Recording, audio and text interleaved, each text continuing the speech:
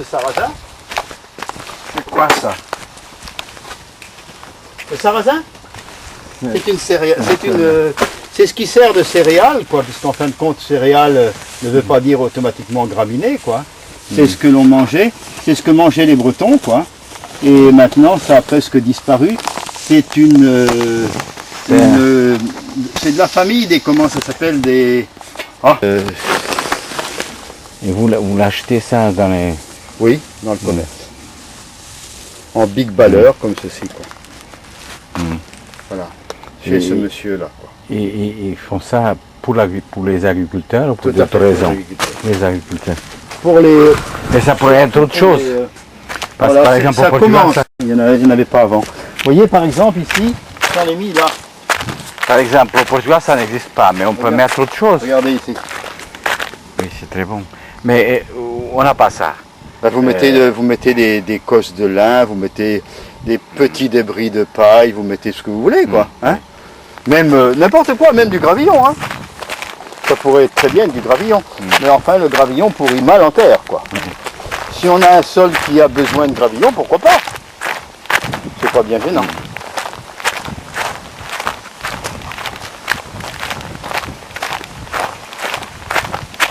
Vous allez comprendre quand je vais le mettre pourquoi c'est intéressant. Oui.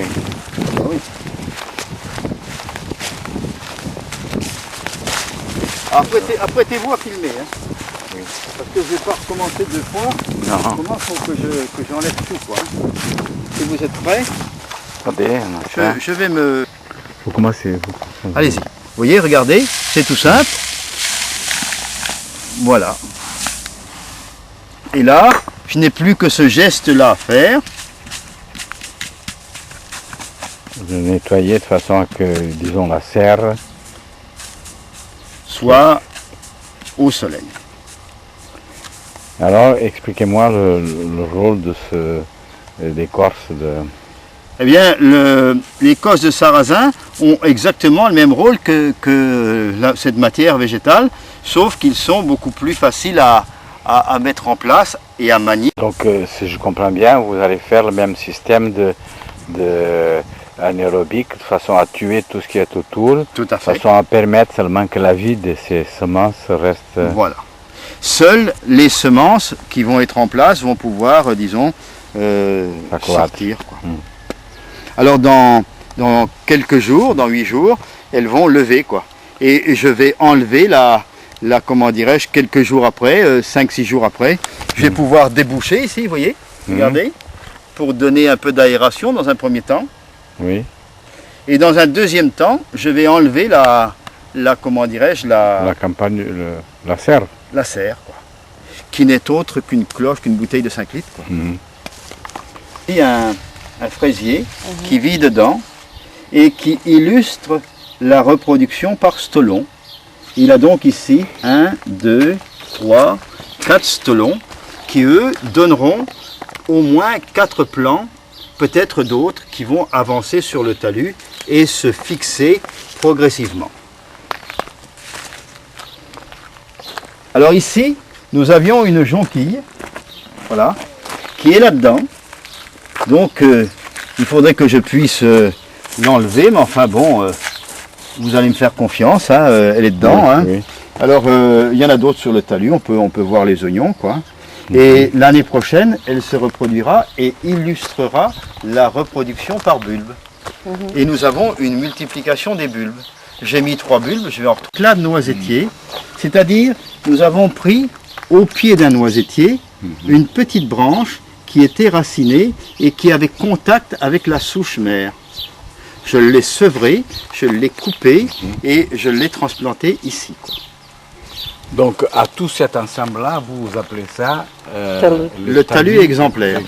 C'est le talus que je souhaite voir dans toutes les écoles de France et peut-être du monde, quoi. Parce qu'avec ce talus, vous avez la possibilité d'une explication la plus complète au niveau de la botanique et de l'écosystème. On est là, on est 3 à regarder dessus. Oui. Si vous avez votre tableau au tableau, comme ici, on peut être, disons, 10 à regarder et voir ce qui se passe. Si vous voulez donner une explication à des enfants, d'accord? Ensuite, si vous voulez que vos enfants travaillent bien là-dedans, bon, vous allez pouvoir, vous n'allez pas leur dire mettez-vous en rang. Quand ils arrivent tous ici, ils sont en rang. Vous comprenez?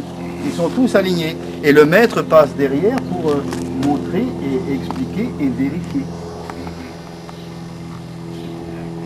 En plus, un talus, c'est quelque chose qui vit, qui gonfle l'hiver, et pas comme ça, légèrement. Parce que avec le gel, il va, disons, se modifier. Et la terre est toujours meuble. Il n'y a pas besoin de le labourer. Il va toujours être égal à lui-même. Voilà. Quelle serait l'explication et expliquer, par exemple, vous allez expliquer que c'est la première chose que vous voulez les dire. Bien, je vais leur montrer les reproductions comme je vous ai fait à vous. La reproduction par stolon, la reproduction par bulbe, la reproduction par éclat, la reproduction par noyau. Voilà, ici, c'est un noyau de pêche qui a été mis ici au printemps. Et par pincement, voyez-vous, j'ai donc éliminé les branches pour ne garder que les feuilles. Voilà, vous voyez, je pince et je le conduis en montant. Et tout au long de l'année, je le garnis de gravillons au fur et à mesure comme il grandit dans son... Et si vous voulez, le pot de fleurs qui était défoncé devient maintenant un accélérateur, puisqu'il a une puissance d'accélération assez grande, puisqu'il a un potentiel de gravillon qui est déjà presque au maximum, là, qui est au maximum. Alors, si mon accélérateur est placé ici, ou si mon accélérateur est placé de l'autre côté, il ne va pas fonctionner de la même façon. On va encore travailler sur cette idée d'accélérateur pendant qu'on travaille suffisamment. Oui, on va le travailler plus, quoi. Alors ici, il n'y a rien. Ici, il y a une touffe de ciboulette. Vous connaissez les ciboulettes, sans doute, hein? Voilà. Donc, une reproduction par touffe, vous voyez qu'elle est plantureuse, quoi. Hein? Elle est formidable, quoi. Voilà. Alors, on passe de l'autre côté parce que j'en ai autant de l'autre côté. Regardez, venez voir ici. Vous voyez, il est en train de se disons, régénérer là. Dans quelques années d'ici, il va être complètement fermé, quoi. On voit ici, par exemple, venez voir, là, il y a eu un accident, quelqu'un qui a tapé dedans, et il est pratiquement résorbé, quoi. Et la blessure était pourtant énorme, quoi. Hein? C'est une cicatrice. C'était une cicatrice, quoi. Voilà. Voilà, ici nous avions un panais qui a monté son ombelle à 2 mètres, quoi. Vous voyez? Donc nous avons mis là-dedans une racine. Et peu à peu, je l'ai garnie de beaucoup de gravillons parce qu'elle est complètement... C'est une racine qui est grosse comme ceci, longue comme ceci, et je l'avais mise dans cet accélérateur, quoi. Là, j'ai mis une carotte. C'est plus commun, quoi. Et vous voyez que la carotte a monté ses ombelles et qu'elle va produire des graines. Donc, une première année, on explique en fin de compte que la carotte grossit, se gave de nourriture pour pouvoir après monter ses ombelles et donner des graines qui à leur tour vont être, disons, ressemées. Oui. Alors ici, nous avons la reproduction des graminées, notre pain quotidien. Notre pain quotidien, c'est l'orge, c'est le blé, c'est tout ce qu'on peut avoir comme... Voilà. Ici, la reproduction par tubercule. Et ça, c'est la pomme de terre. La pomme de terre. Ici, ben, c'est une châtaigne, mais qui n'a pas très bien marché. Mais enfin bon, c'est une noisette. Alors là, reproduction, vous voyez, par éclat, qui donne un pied mère égal au pied... Un pied fille égal au pied mère, tandis qu'ici, nous ne savons pas ce que nous allons avoir. C'est l'inconnu, quoi. Et ici, nous avons encore une graminée. Alors, vous voyez, c'est comme pour le mulch.